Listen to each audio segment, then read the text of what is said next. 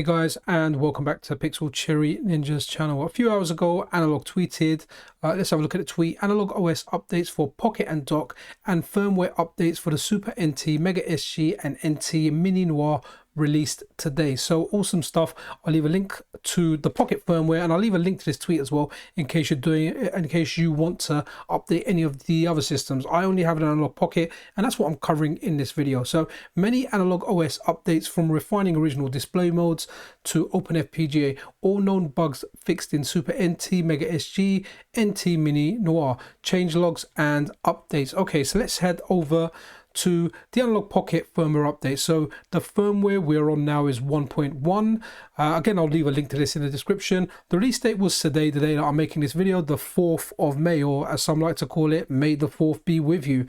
The Pocket firmware 1.1. Now, one thing I have to say, just check your memory card, check your micro SD card, because if you have an older firmware on there, it can revert back to that. Now, I use a separate micro SD card to do my firmwares on, but some of my other memory cards have got an older one on there. So what happens is when I swap memory cards, it goes to an older one. So just check, if you're using a few memory cards, make sure any of the old firmwares you've removed from any of the old memory cards, micro SD cards, just to avoid any conflicts or avoid any hassles. I end up doing it every time. I don't actually take my own advice.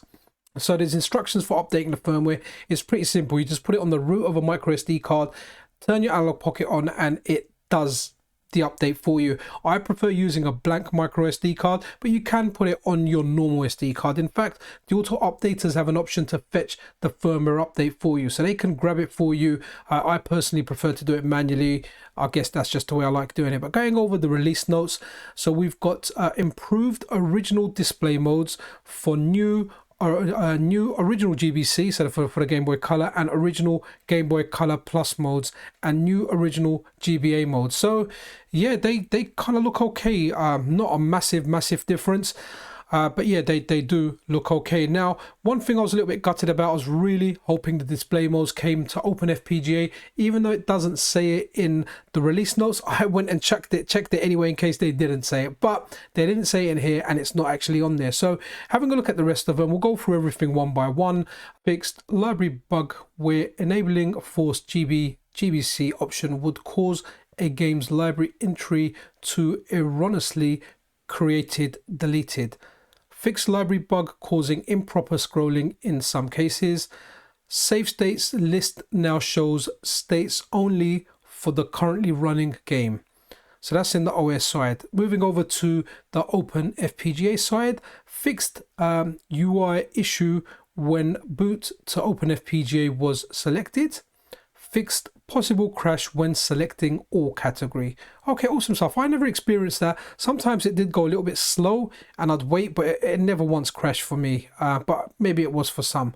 Now, okay, so under the APF, we've got added new commands. And here you go. I'm not going to read all of those out. And then we've got improved servicing latency of target commands, improved performance of, and all that stuff there, especially on FAT32. Okay, so stuff there is stuff that hopefully will bring us some new cores for the openFPGA side, as well as some updates to the cores. Now, I know certain developers were waiting for Analogue to drop an update and they were in contact with Analogue, so I'm pretty sure we're going to see updates. Hopefully we'll see the Amiga one first, followed by the PC Engine CD, and there might be some cleanup on some other cores.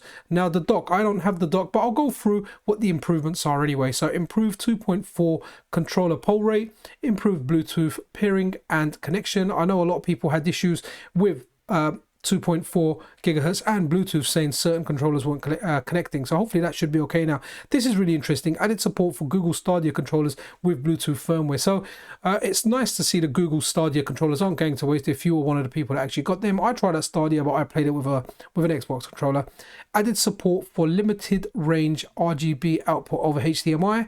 Added alternate analog button support for all controllers with down plus select, hold select first, and then save state with up plus select, hold up first, load state with down plus select, hold down first. So you kind of need to get in a habit of that. I don't use too many of those. I just generally use like the normal save, but if you're going through that a lot, just remember whether you're supposed to hold down or select first, or up and select first, or the other way around. Added mapping for M30's ZC buttons over wired USB. Fixed menu glitch when forgetting a controller. Added LED notification if dock's power source or cable is incompatible. So that's really it, guys. The update's there. Check the link in the description. Update your analog update your analog firmware. It's pretty easy to do. Just make sure your analog is charged to a decent level. Like I usually have it 50% plus, but yeah, make sure it's not on like 5% or anything. I don't know if you can actually break the Analogue Pocket or anything, but it's nice to see a new firmware. Now what really will be nice is to see what happens in the coming days and weeks, what cores are announced, what stuff is updated. I'll be keeping an eye on it, and obviously I'll keep you guys posted as often and as quickly as I can. So guys, that's really it for this video. Just a quick one talking about the new firmware. I know a lot of people like it's been a long time. Well, today is the day, and what a day, May the 4th. Yeah, if you like this kind of content, subscription, like, all that good stuff, super appreciated. I'll see you guys around in the next video. This is Pixel Cherry Ninja out.